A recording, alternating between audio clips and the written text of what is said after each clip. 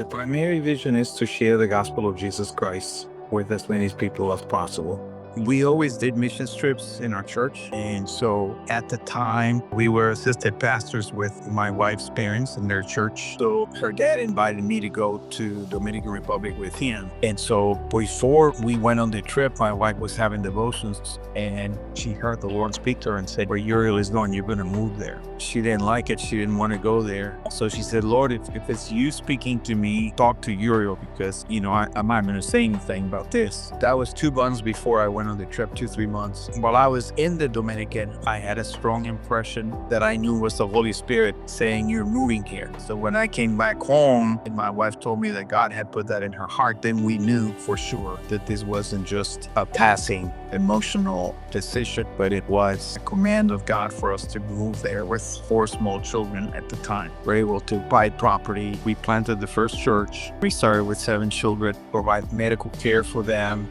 food, and Christian education. And then it started expanding to the nearby communities so that now we have 6 campuses. We have 2 child development centers now with 1 that we just opened an extension. So now we're approaching 1,100 children in partnership with Compassion International. They get a 4-hour after-school program where they continue to get Christian education. They get a nutritious meal and the parents are involved. And also we share the gospel with them. As part of that vision of meeting the needs of the people around us and serving our communities, we work with children because we feel like they are the future of the nation and the future of the church. When you educate children in the faith from the time they're little, they're much more likely to stay in the faith.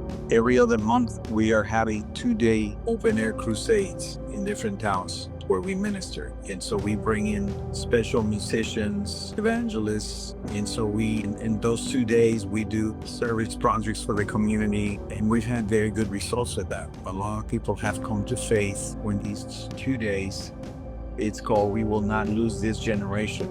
And that was born out of the young people that are leaders there, where they wanted to reach out to their youth getting lost. And this is one way to attract them is through good music and the preaching of the word. And of course, we need funding for these events.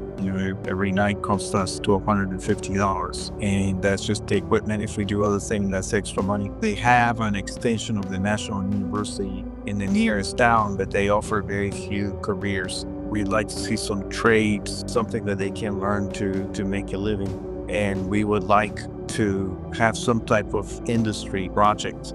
We're also trying to get fresh water into the town of Crystal. They've been without water for like about 5 years now, no drinking water. So we've been working with that in cooperation with other entities in the government to try and provide drinking water for them. We're looking to raise funds for that $160,000 project. Some believers think it's a waste of money to be going to mission trips or sending money to other countries. It's at the core of Christianity. Christ said, go into all the nations and make disciples and baptize them.